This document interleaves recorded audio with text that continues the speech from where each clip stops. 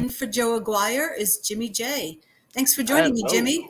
Hello, Michelle. How are you doing tonight? I'm good. Cold, huh? Oh This my is God, this the is temperature dropped from last no. week. It dropped like 40 degrees, did it not? Well, you know what? It's November. I'm looking. It makes it feel more. If it's a word, holiday, It like the feels like the holidays, I should say. seasons. Yeah, like the seasons.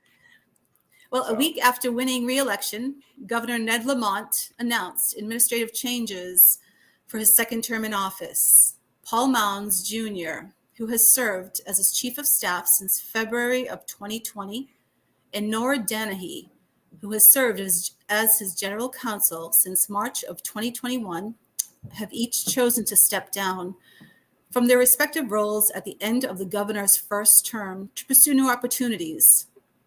This was stated by Governor Lamont. When Lamont begins his second term in January of 2023, Jonathan Datch will serve as his chief of staff, and Natalie Braswell will serve as his general counsel. Now, Jonathan Datch served as Governor Lamont's policy director and as a Yale graduate. Natalie Braswell is Connecticut's state comptroller who graduated from the University of Connecticut School of Law. She actually stepped in as comptroller to complete the term that was held by Kevin Lembo. He resigned due to health issues in December 31st of 2021. I wish them both well. I hope. absolutely good. I And hope you know, I don't want people to think that this is anything nefarious, anything conspiratory, right? Is that the oh, word? absolutely not. Yeah, No. this. It's not like the Kamala Harris people jumping camp on her because she's just a nasty person. No, this is just normal transitional stuff that happens every Oh, term. So, absolutely. I just yeah. hope, you know what, we can all work together and we can get the state back. Most importantly, right when the just like Absolutely. we say with the presidential election, when the president succeeds, the country succeeds. Oh, absolutely. So I guess it stands when the governor succeeds, the state would succeed. That's right. But yeah, this governor, I don't know. I don't know if we want to get too far down that rabbit hole. but Yeah. but We'll just yeah. continue with the news. How's How that? about that? Okay, we'll go on to the second one. Rather than cross-endorse a Republican, the Connecticut Independent Party gambled on this year on its own candidate for governor and appeared to have fallen just shy of the necessary support last week's election to retain its ballot line. It's 0.97% of total vote, a hair beneath the 1% necessary to keep the Independent Party on the ballot for the 2026 governor's race without a petition drive. Unless the election final results show that Hodling received a 0.3% more votes than what is unofficially reported right now, then the Independent Party will need to collect 7,500 voter signatures beginning in January 2026 in order to qualify to place a candidate for governor on that year's ballot. The party also appeared to have fallen just short on the 1% threshold in the Attorney General's race, which included party candidate AP Pasquarella capturing 0.94% of the votes, according to the unofficial results. You know, In the, go ahead. go I'm ahead. sorry. No, I go was going right to ahead. just say, that signature part of it just irks me because as you know, Jimmy, I was a candidate for Congress in the 5th District. And when I ran as a Republican and the Republican had their candidate, they were kind of pushing me to the side. I decided to go in the signature ballot and in the signature way, if you will. And it's so difficult to get signatures. You're going up to ask somebody for their name, their address, their birth date, and then their signature. These are people you don't even know you. And, you're, as an unknown, it's even worse. It's not an easy process. They don't make the ballot access in this state, I should say in the country, very easy. So, when they tell you, if you want to change policy, if you want to make things better, run for office, it's not easy. Well, no, and it shouldn't be easy, right? And I think that we can actually talk about ranked choice voting on this one, and if that's a good idea or not. And what do you think about ranked choice voting? You know what? The more I hear about it, the more I read about it, I like it. You have your, if you will, your top 3 or top 5 candidates. And if your top candidate doesn't make it, then you go down to the second candidate. it seems more fair. I think in that aspect, voters will have to really vet their candidates and know what they stand for, as opposed to just voting party line. Because Well, most people that's it vote. exactly. We don't vet our candidates here, Absolutely. especially in Connecticut, right? We don't. We vote straight party line, and then the Republicans don't even show up on non-presidential years to vote, so they're not even voting party line during non-presidential years. Right. So I don't know if ranked choice voting or even I don't. I'm not sold 100% that having a third party is a good idea. You know what? I see what you're saying. I mean, as far as the independent party is concerned, I mean, Mike Teleska, the Connecticut chairman of the independent party, he gets it from every side. He's a great guy, and he just wants to give candidates ballot access. So he kind of vets them and says, okay, you know what? You're a candidate. You're a great candidate. You have a good background. I don't really care what your policies are, because that's where the voters decide. But the other two parties don't really give that ballot access, don't really have that, those policies where they say, you know what, let's give everybody a chance. I mean, there's primaries, yes, but I tried to primary. It wasn't happening for me. I think that is the vetting process. And then the more candidates you have to vet, the more watered down the process gets. So now you have decisions being spread out between three and ranked choice voting more. You're not really concentrating on the two people that are going to win. That's just like the two parties that are actually going to win, right? So it waters it down. So I think we need to concentrate more on the primaries. I honestly think there needs to be a election law that mandates 2 debates prior to any early voting. Oh, absolutely. I think in this case, Pennsylvania, I think Pennsylvania's results would have been a lot different if they made Fetterman. He voted after he had a debate after 1 million votes were cast. Well, that's it. I mean, having 50 days, I mean, that's a whole different subject about early voting, but 50 days before, I believe people voted for him before he had his stroke. And, and I'm not putting down, I feel bad for the guy, but yeah, if you're going to be a leader in our country, you have to be right on the money, if you will. Right. Anyway, you have to be able to speak. He can't argue on the Senate. How is he going to argue on the Senate floor? How is he going to argue for the Pennsylvania people on the Senate floor? He can't. Same as AOC does. Oh, I didn't say that. Yeah, right. We should move on that, though, because we'll go down a bit with me on that subject. Absolutely. Now, me too. Yeah. There could be another break as gas at the gas pump. The current gas tax suspended until December 1st. But after that, it comes back. Lawmakers may return for a special session to try to give drivers a break for a bit longer.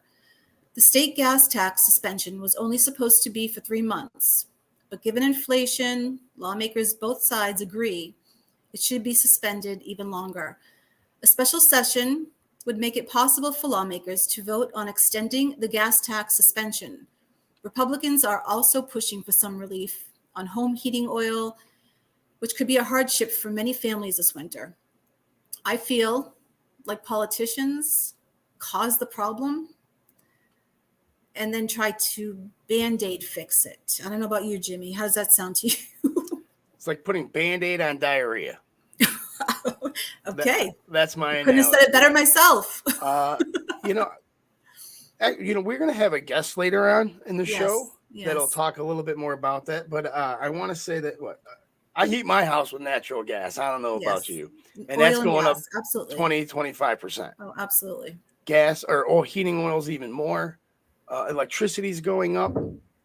And we definitely need to start talking and calling our representatives now that we know who won and start pushing for this special session. Because if this LIHEAP money doesn't come in, or LIHEAP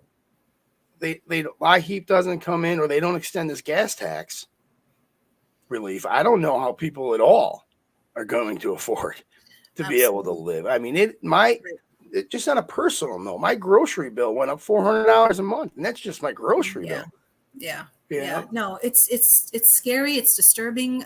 It's getting cold already. So people are thinking about this, and I know people are scared. So you're right. We need to talk to this rep about this. Absolutely. And so maybe we can save this for our guest. Absolutely. Sounds good. All right. We'll move on then. After solidifying their thin majority in the U.S. Senate over the weekend, Democrats in the chamber will look to pass legislation protecting marriage rights on same-sex couples across the nation. U.S. Senator Richard Blumenthal said Monday, fresh off his own re-election victory, as he appeared at the Hartford Gay and Lesbian Health Collective with LGBTQ advocates to rally support for the Respect for Marriage Act. The bill would codify the marriage rights of same-sex couples. A step supporter says it is necessary and passed due to comments by U.S. Supreme Court Justice Clarence Thomas, who suggested in the Dobbs versus Jackson Women's Health Organization decision that the court should revisit its prior ruling on the matter. The U.S. House of Representatives passed a version of the bill back in June. On Monday, Blumenthal said that the Senate Democrats should act on the legislation before the end of the year. All righty. Ooh. I'll let you go first. How's that one? Okay. I am not that. I'm a Catholic, right? Yeah. But I am also a realist. Yep. And I am also a states' rights advocate. I don't think the federal government should be passing any laws. I think they got it right when they overturned Roe v. Wade, right, because bringing it back down to the state level gives the people more power.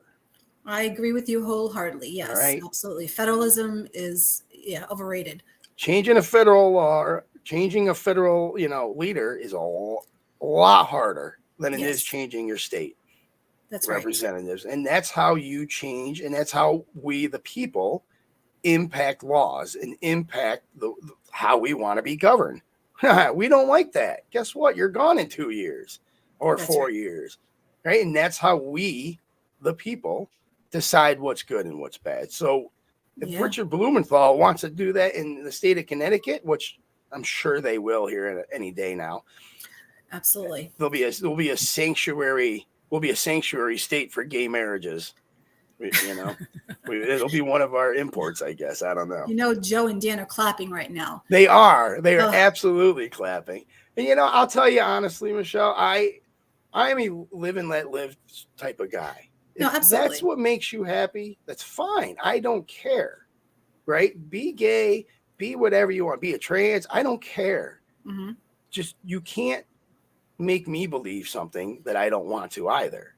Right? I'm letting you live and I'm letting you be happy. I'm not putting you down. I'm not subjugating you. I'm not chastising you. You can't do it to me either. You just have to allow me to live as well. So if I am a religious cake baker, right? If I am a religious cake baker and I have my views on something, you have to respect them.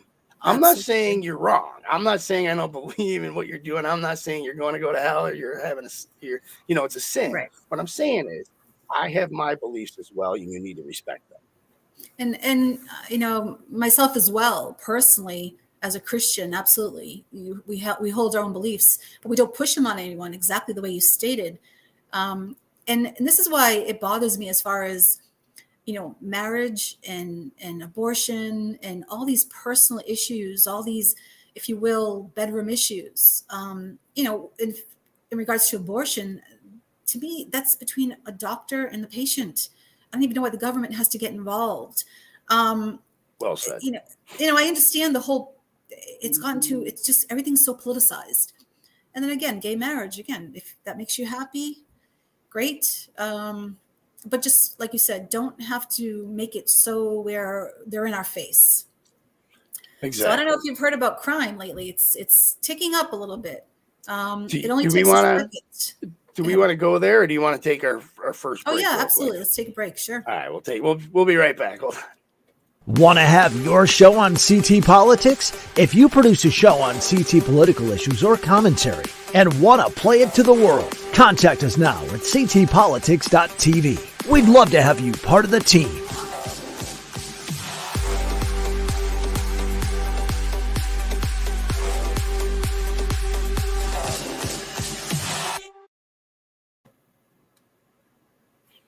Welcome back. It only takes a second for someone to steal a catalytic converter. Thieves break into a car and move it into the street. A second car pulls up and the thieves use a jack to cut off the catalytic converter. So in about 2 minutes, they're gone. And so is the catalytic converter. In Connecticut, lawmakers have already taken action, though. They passed a bill that makes it harder for thieves to profit from selling these parts. Scrapyards can now only accept one catalytic converter per customer per day, and it has to be fully documented, including photo of the seller and their driver's license and license plate number and the car they drove there. This is over my head as far as cars. I don't know. So there's a lot of valuable minerals and materials inside the catalytic converter. Yes, and I understand that the Connecticut passed a law saying that you can't, like, it has to be attached to the vehicle. You can only sell one a day or you can only sell one a day, per person. But here's the problem with that, Michelle.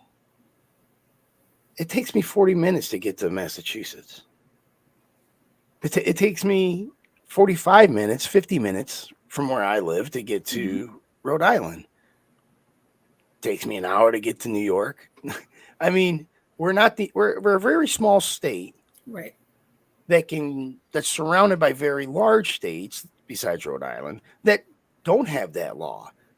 These kids are, and they're kids, by the way. Right. And I'll explain why here in a second.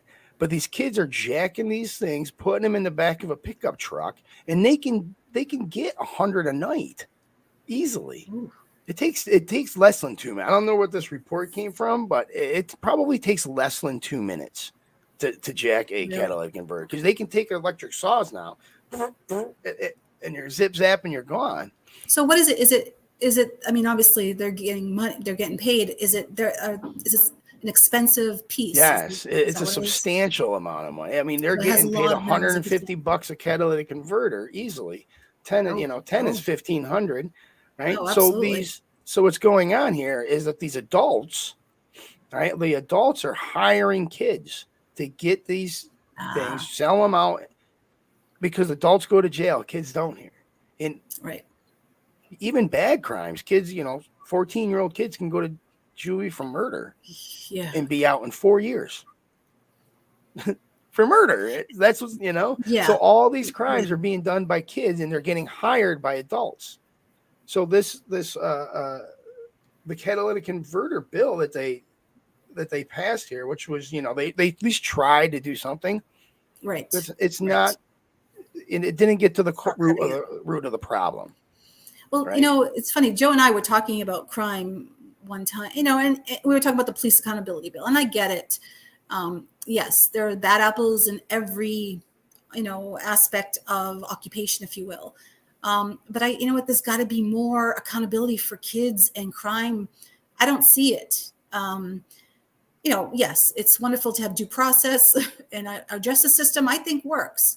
But it's not, what I've seen, what's got me was I've seen like these grocery stores, I've seen these little gas station shops, and people are going in and they don't like what they see. And the kids, like you said, they're kids, they get mad. They start throwing things and just messing up the whole place and destroying the owner's, if you will, livelihood, like nothing.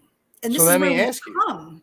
So where's the accountability? That's what gets me. Well, here, let me ask you: Are cops nowadays, because of the police accountability bill, are they not doing their jobs because they're afraid of being sued? Are they afraid of being attacked personally and being held reliable personally?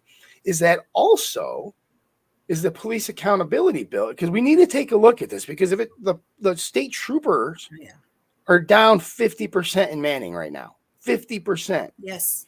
So obviously recruiting and retention is a problem here in the state of Connecticut for our police forces. Is this police accountability bill hurting that? And if it is, how is that helping anybody? Right. I agree. I couldn't agree with you. The way more. I see it, all it is doing more harm than good.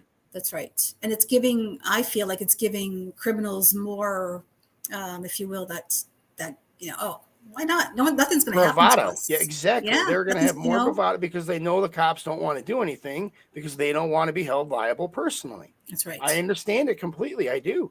You know, with this qualified immunity, I mean, look at, are there bad apples? You already said it. Absolutely. But we're talking about 1% to 2% tops.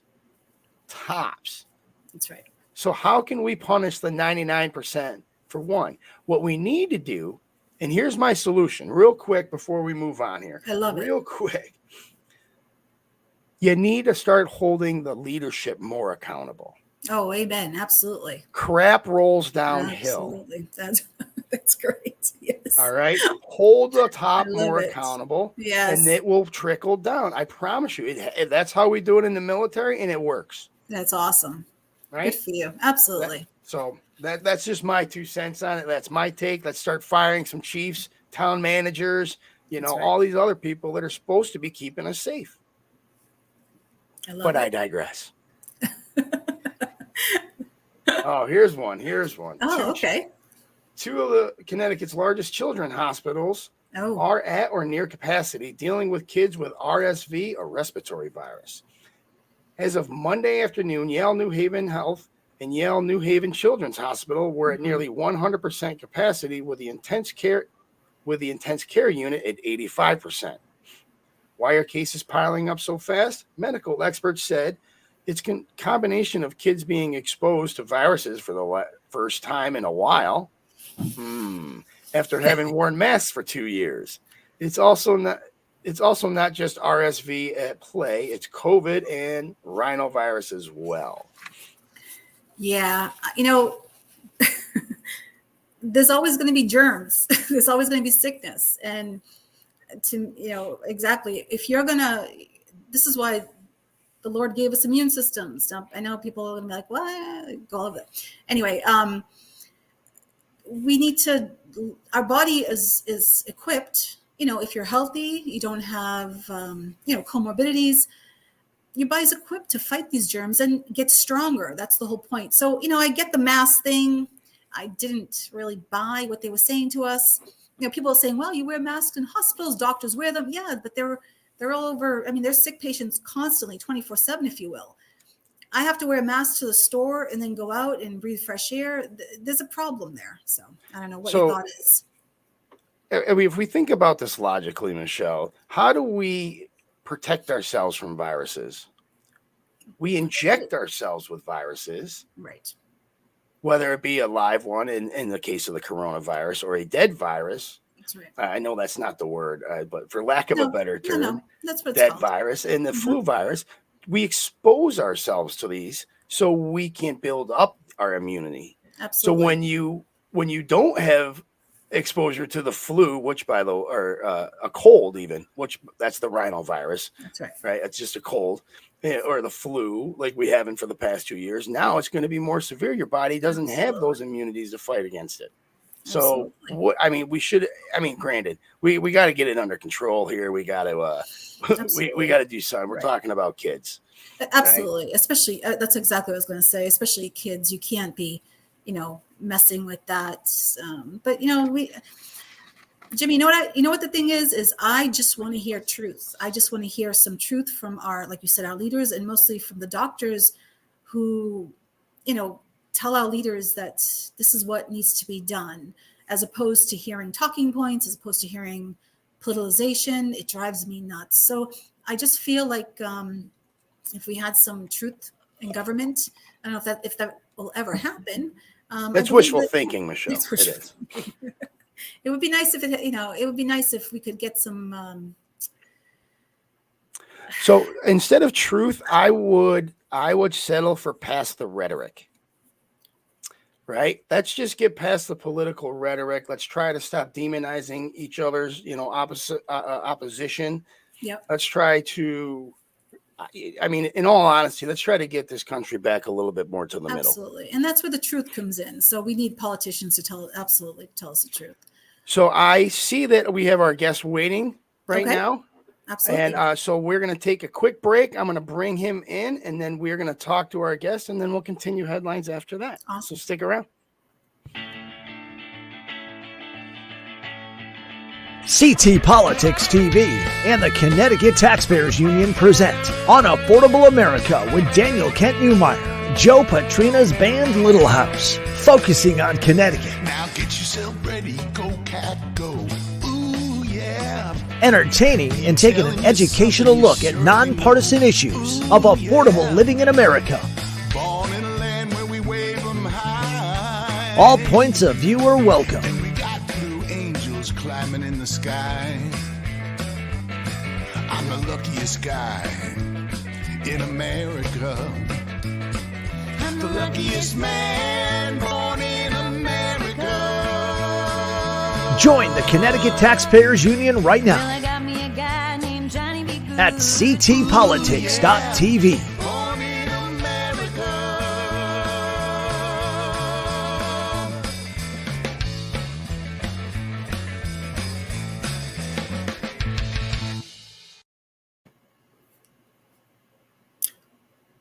Is he there? There we are. There he is. Hi. How are you? Hi, Connecticut Rep Tim Acker. Thank you for joining us. My pleasure. Thank you for the invite. Oh, this is great. How are you doing after your win? Doing very well. Campaigning, can be a little exhausting. Oh, yes. Most legislators have full-time jobs, or more. I have a couple, another job also, but business owner. So you get busy. And you do the best you can to campaign and be out there. But being an incumbent, I also have to do that job. Never mind run for office. I'm doing Still that got to do the job. running the business, Absolutely. and try to have some part of a life out of work. And for our viewers, this is Connecticut's State Rep Tim Acker, who's retained his seat in the 8th District against Mary Ann Hansen. Again, congratulations. Thank you.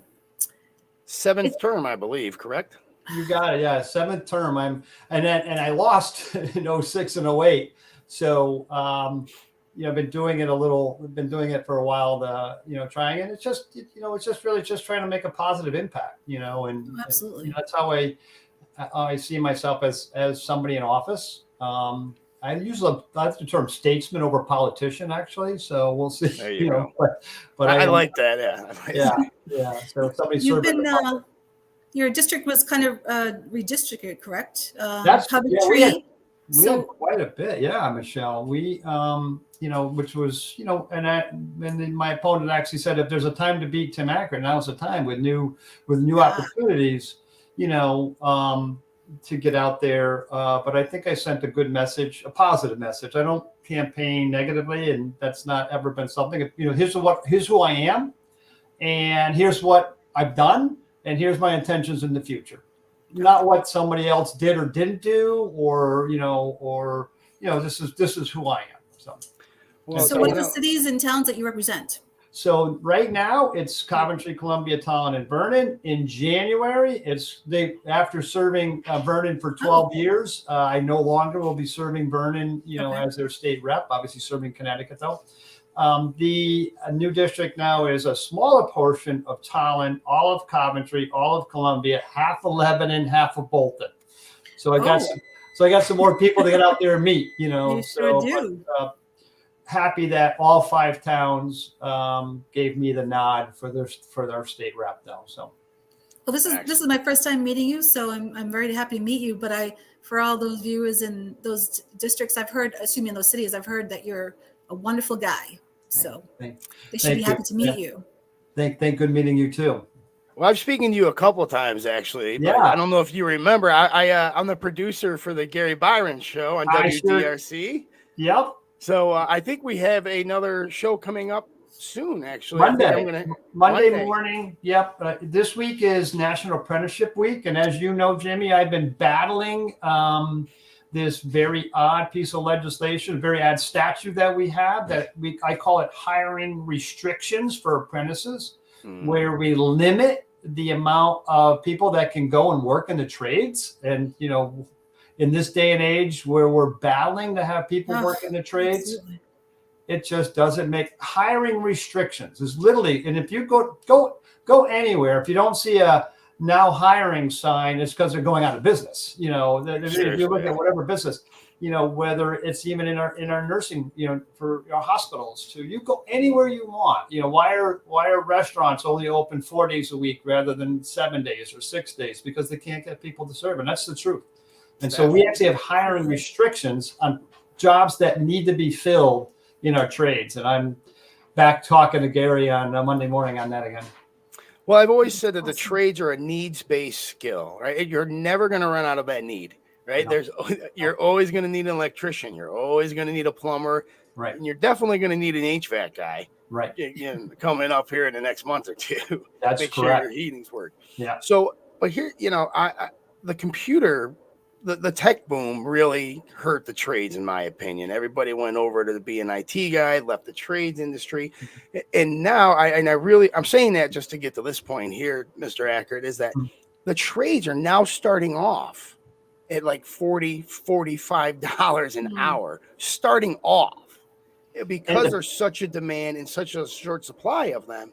It's ridiculous. And to put restrictions on hiring practices is just asinine to me. Pardon my French. And I couldn't say it any stronger than you just did. It baffles me.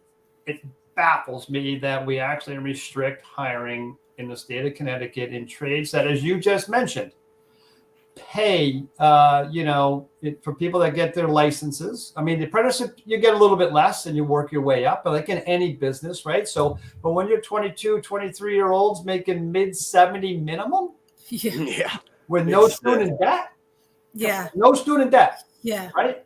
One of my apprentices that I have in my trade, that's what my business is. I have a contracting business. And one of my apprentices, I just want to thank you, Mr. Ackert. Instead of having $100,000 in student debt, I have $100,000 in my bank account. Oh, that's amazing. Think about that. I'm like, you saved well, by the way, young man, putting your money right in, save living at home, put that money right. Smart kid. Rather than debt, a healthy, very healthy checking account or savings account for a young person. So let's switch that. That's something I'm going to work on. And being that this week being National Apprenticeship Week, that's just one area that I'm going to focus on going into the next session, which is great. Now I can say, now I have the opportunity rather than given the opportunity. People ask me, what are you going to do during the campaign? I said, well, given the opportunity, because, you're a shoe-in. I said, you know what? The day I think I'm a shoe-in is when I'm a shoe-out, So. Exactly. That's great. Absolutely. Yeah, you stated you always want to give back to the community, and in my opinion, first, running for office, first of all, is a great way to give back. Yeah. They don't make it easy in the state of Connecticut. Jimmy and I were talking about this earlier, but that sounds like a great plan. What else do you plan to do for the cities and towns in District 8? Well, I think one of the areas that what I want to look at is, obviously jobs was the number one thing, and then education is always a key. I think the way we improve our education systems and affordability of education. I've been on the higher ed committee now and even before I was a legislator, I was a trustee for the community colleges. So when I was a trustee, we did not ever want to raise tuition for our community colleges because we know that's the leg up, right? Get somebody a certificate, get them an associate's degree, get them something that they can, make a better life for themselves. Yes. And also, along with that, I fought to what we call the Care for Kids program, which is typically was for those that didn't make a lot of money and needed help with childcare costs, so that they can go to work. And I turned that and said, how about we do that also in education, in higher ed, where somebody's going and getting that certificate, that we give them the opportunity to get some quality, childcare and hopefully get that, paid for until you get out and you get a job and you're making more money. Then obviously you're not getting that program, but that would be so huge, Tim. I mean, childcare, I know, is one of the biggest problems for young parents and parents in general. Right. I have a wife, and I live with my wife and kids, and I still have problems with childcare. Right. I mean, it's ridiculous. It is, and it's expensive. For a single parent, I couldn't imagine. So that would be exceptional. That's what some of the areas that I've worked on and accomplished. That I just got awarded a nice award. Oh, it's actually the funny thing. It's right here from the YMCA. Congratulations! Why am I getting an award? Because you don't do this job to get get rewarded. We don't get a lot of pay, so it's not like in the pay area. So we did change that. Next year, there's a little bit more money for legislators, trying to entice them to come in, to run Right. for office. Believe it or not, 187 seats between the House and Senate. 187 seats, 42 were unopposed.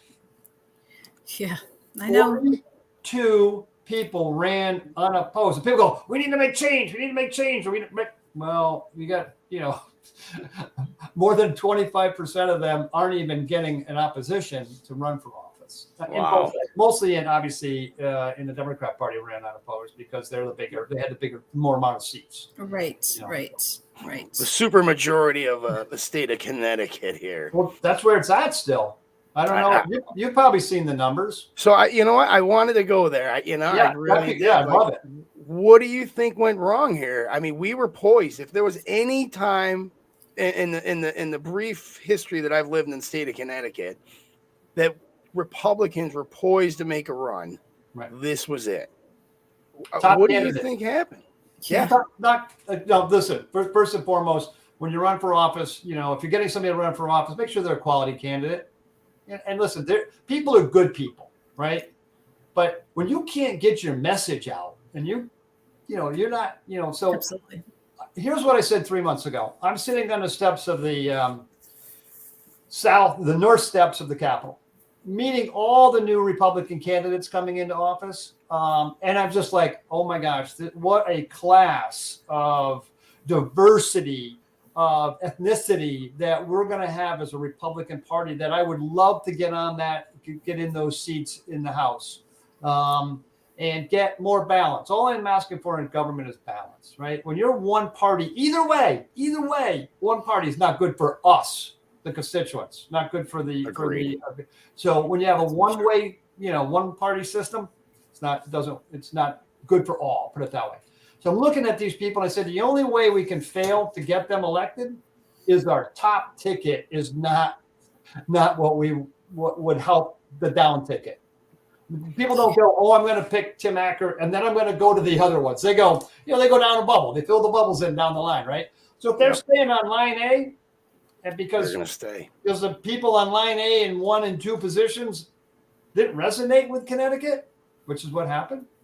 First and foremost, and I think we underestimated the young, your 18 to 29-year-olds. Pretty much, I think really we're like, you know what? We're going to keep it the way what we think is right for Connecticut. And you're not taking my rights away for anything, And I think that people underestimated that. Now that I'm starting to see the numbers and see, I heard that Roe Wade really didn't matter. 7% of the voters, 42% on the economy. Yeah. Yeah. Guess what? I don't think I agree. polls were missed on that. Well, you won handedly over Miss Hansen there, and she stated, and I quote, "I guess people voted on the person and not how voted in Hartford. I don't think he represents Connecticut values," she said. "He hasn't done a lot for the community." How do you respond to that? So, because it sounds like you have done a lot for the community. Listen, here's my view on it, and I stated this in one of my flyers that I put out, that I look at every opportunity, every minute of every day that I can be active and involved. I'm going to try to make a positive impact. Right. I literally, when I ran for office, my reason why I ran in 2006, I had 9 briefcases, not for work, 9 briefcases that were volunteering as a trustee for community college, volunteering in 8 or 9 local positions, zoning board of appeals, American Legion of Vice Commander. These are just things that I wanted to make an impact. I said, I'm not doing enough, so I'm going to run for political office, because I saw how, unfortunately, if somebody needs help, a lot of times I can make a phone call and guess what? They need the help. But really, I shouldn't have to make that phone call, because that person should just be doing their job. That's right. In that department. Just do your job, and I don't need to make the phone call. And so I make a lot of those phone calls, where, and sometimes it's very tough situations that people are in.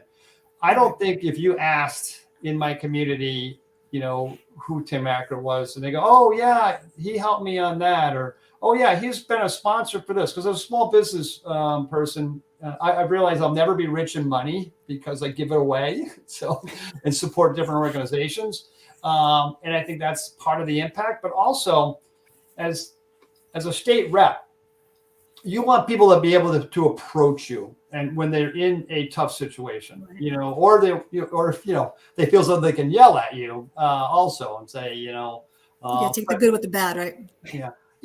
75% of all the legislation we vote on in Connecticut is bipartisan.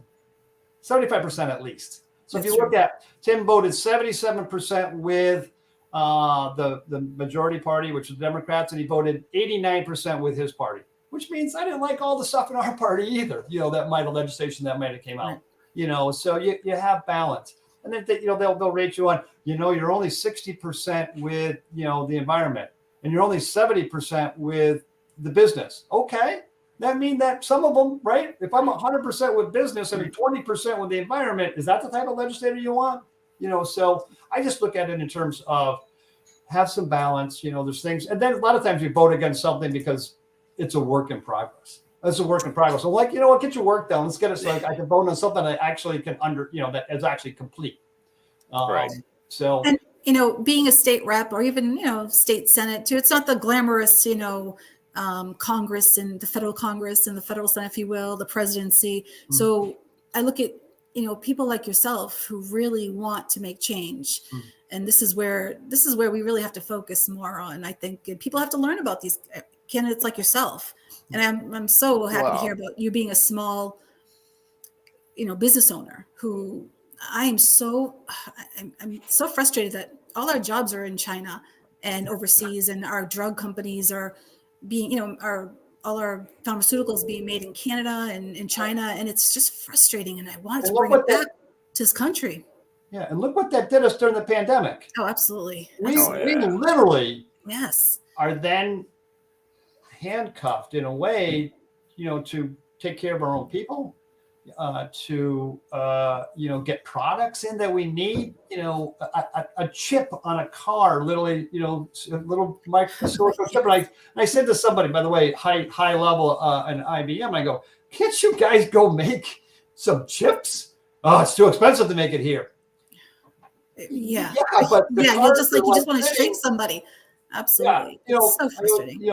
If you think at when Mr. Ford came out and created his his high speed line to make the Model A truck, he didn't have any of the technology. You tell me we can't make chips here in Connecticut? I'd love to see it made here in Connecticut, but in this country, things like that literally inhibit our country being stabilized and moving forward, but right. No, absolutely. areas that the federal government need to work on. Oh, I absolutely. agree. I agree. Tim, I gotta ask you real quick, if you don't mind. Yeah. Your RTC committee endorsed the Levy. You endorsed Theramis. Dennis Claridis. Yeah. And you seem to buck the party, go against the party this campaign. You weren't a huge Donald Trump supporter. So I think you don't even need to say huge. You don't even need to say huge by that. Yeah. So I mean, the Levy was. You won, right? She didn't. Do you think they had anything to play with that, or do you think that the your constituents saw you go against your party, and that's what they respected more about you? Well, that's a great question.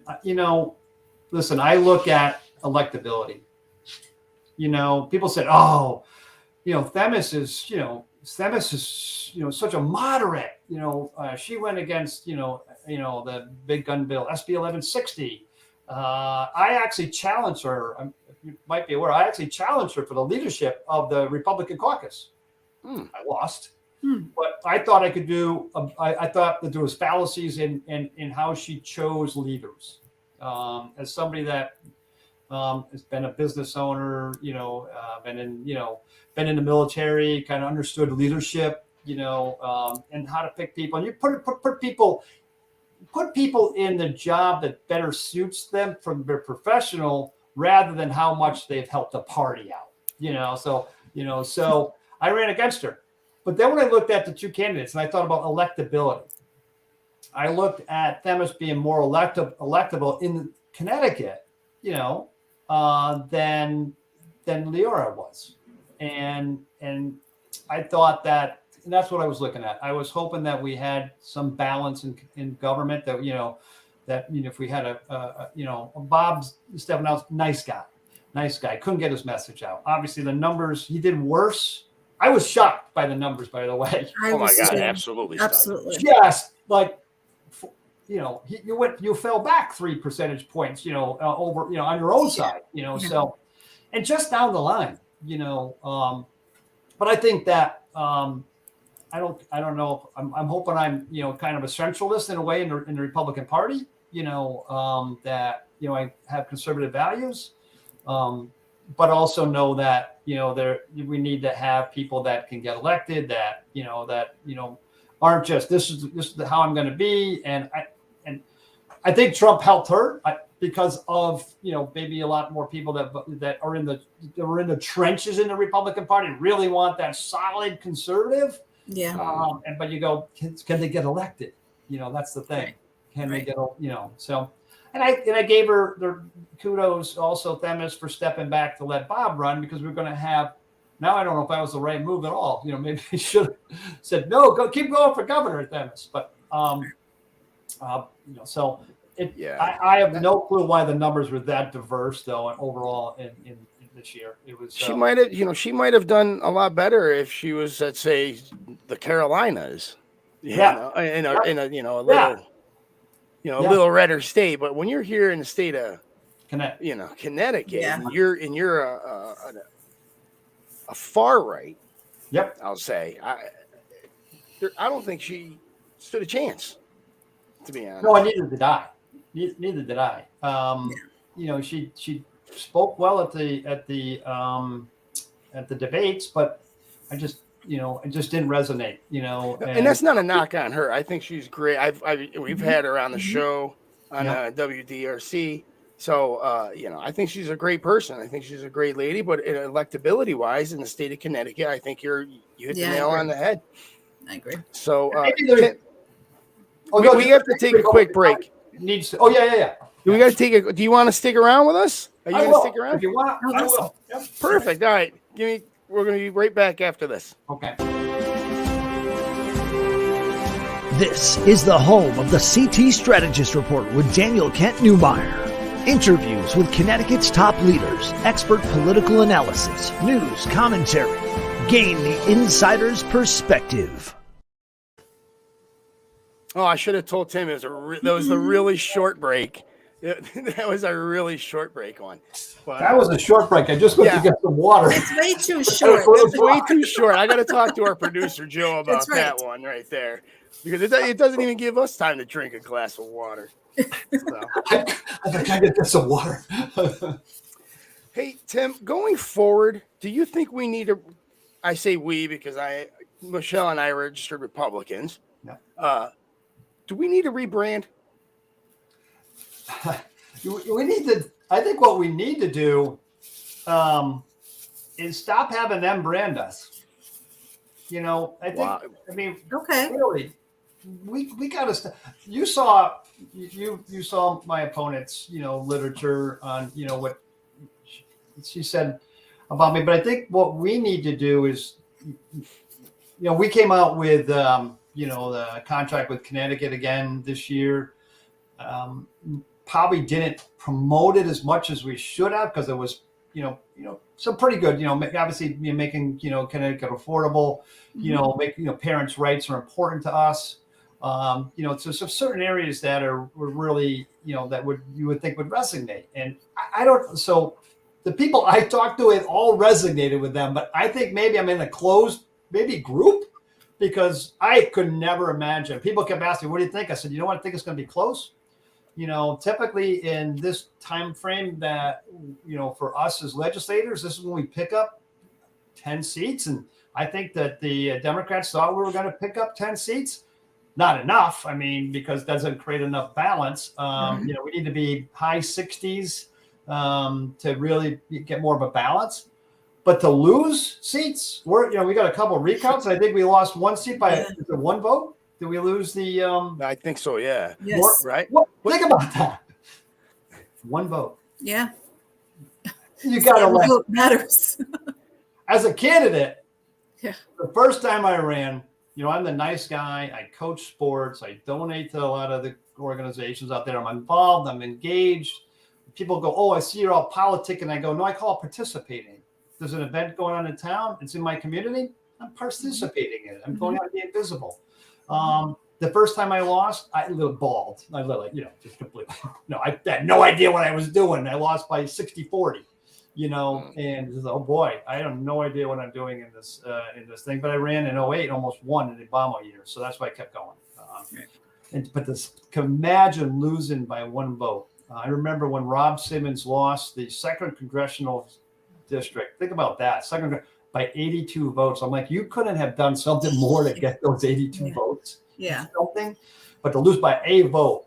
That means we lost another seat, and I think we're going to be in a super minority in the Senate, I believe, 24-12. So we lost another seat in a year that we normally gain. And I look at it, the top ticket just did not resonate with people. I think low turnout, and I bet you look at a high turnout in the 18 to 20s, and 20-year-olds. I think you got a higher turnout. The Democrats, they're experts at getting out the vote or getting people registered to vote. And I think the Republicans really have to work on that. I think they feel like, okay, we just talk about our message and we're good. So what you said, resonated with me. And, at the same time, the Republicans need to maybe look at the candidates a little bit more. Voters need to know who they are. Just I just feel like, for instance, what happened in the 4th congressional district with Jamie Stevenson. So they were pushing Logan. I get it; it's a flippable seat, and all the money and all the advertising, the media went there. When I feel like you have Jamie Stevenson, who was a really good candidate. I like Jamie. Jamie, and so for her, she could have got more media, if you will. And she lost, more than I thought she would by quite a few votes. And so I thought to myself, you know what, I wonder if they helped her a little bit more. So they have to get their act together. They have to really see where they're lacking, where they're not, what's happening with their candidates. I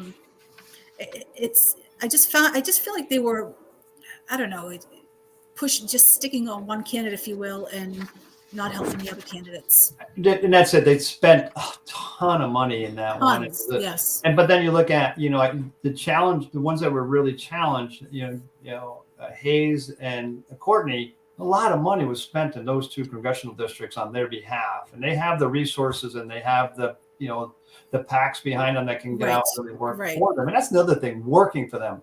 That's true. Volunteer wise, I got to tell you what, I was at a transfer station. You got to love how you got a campaign. What do? I'm going to go spend the day at a transfer station, which was actually called a dump. Back when I was younger. That's what I thought it was called. That's great. Right. There's a dump. So I get there, and the Republican town committee said, "You really got to get to the dump because the Democrats are out there." Man, why are you guys out there? On my behalf or any candidate's behalf. Right. So I stood out there for 7.5 hours. 7.5 hours. A couple hours with one of my friends from Coventry, not even from the transfer. 7.5 hours by myself, and I go, maybe this is why we lose, because we don't have the volunteer base, the structure, the game plan. I was on the House Republican Campaign Committee, and I thought they did a great job with the resources they had. They did some fundraisers. They really targeted certain races. And I said the same thing. I said, our upper ticket is going to be our downfall, that we just didn't get it. And I looked at the volunteer base, and I got to tell you, some Republican town committees did great. Some were very woeful and did very little. And I think that's what you got to do is maybe we're not even getting the base to come out and help the Republican candidates to go out and make phone calls on the bit. Campaign is it's a lot of strategy goes involved with it and a lot of time, just sweat equity, I'd like to say, rather than just throwing money at something, Right. So, they talk about, Governor Ned Lamont being kind of was like the 3rd or 4th favorite governor in the country. So do you think people are we're a blue state, obviously, even bluer now. Do you think it's people just afraid of change? Or, I mean, nothing, obviously the economy didn't change anything, change their minds. Roe v. Wade didn't change their minds. So it's interesting to know what they're thinking. Well, I think it was kind of the Stefanowski plan didn't resonate. I know when he came out, he says, I'm going to take care of that sales tax. I couldn't care less about the sales tax. I control that. Absolutely. Good point. Absolutely. Yes. I control that. I'm not going to spend that money. Yeah. I'm not going to buy that because I control that. The rest of the taxes I can't control. My obviously, my town tax and my property taxes, all the taxes we pay and fees that we pay and all these different things. I can't control that as an individual. Sales tax. And that was what he was really hammering. Like, really? Yeah. That's the one thing I could really tax-wise I don't really care about. And he was hammering on that. But that's true. I think that we need to, obviously, like you mentioned, Michelle, I think we need to, with the branding, but we need to do some soul searching. And why isn't there any exit polls? Remember, there used to always be exit polls. There was, and we should get them back. We're talking about that. But hey, Mr. Ackert, I hate to cut you off, but we got to. We're running out of time. I truly appreciate you joining us tonight. It was really fun. I appreciate it. And I will talk to you on Monday. You got it. Thank you so much for having me on. Thank you for coming. I'll be tuning in. All right. Thanks, Mr. Ackert. Have a good night. That's great. Bye-bye. Well, listen, this was fun, Jimmy. Thank you so much for joining me. Tell us about what you're working on. I got a little announcement. Tonight is the first night that you can go out and download my first movie I was ever a part of. It's called The Dragon Eats Eagle. And for a quick treat for our viewers, I'm going to play the official trailer. Stand by.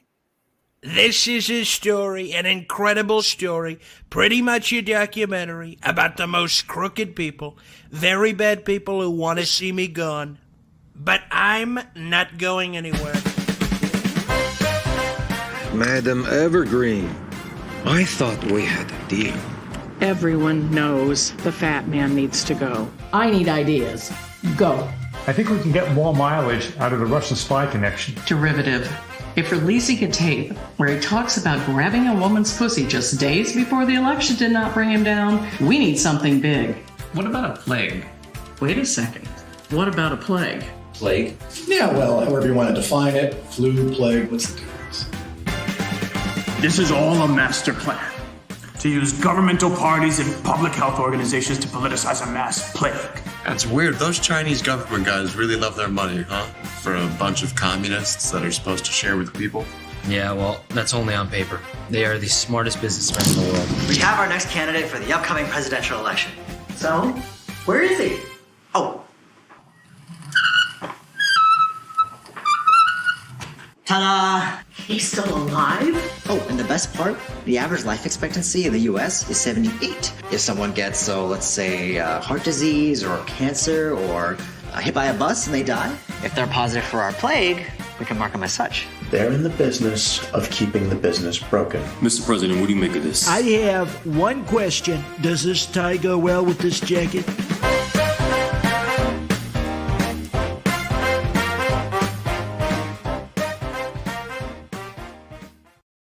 Yeah. Oh, I love it. That's awesome. So if you couldn't tell, it's a political satire.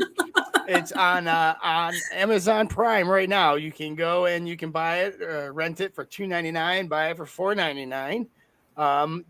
You'll definitely recognize me when you see me. I'm not in it for very long, but you'll see me, and it's a pretty important part. So, and again, what's the title? Dragon Eats Eagle. Dragon Eats Eagle. I love it. Oh, that was great. Well, thank you, Jimmy, for joining me. And I'm Michelle Botello, and with Jimmy J. And I think Joe Aguirre maybe tomorrow will join us. We'll come back. I thank you so much, guys, for joining us. Follow us on Facebook and Twitter. And for live updates. And just please tune in every night, 5 p.m. for Connecticut TV Politics. Have a great night. Good night. CT Politics, we're cutting out the political bull. Yeah, I guess that about sums it up. Join in the fight now. Go to ctpolitics.tv to join the Connecticut Taxpayers Union.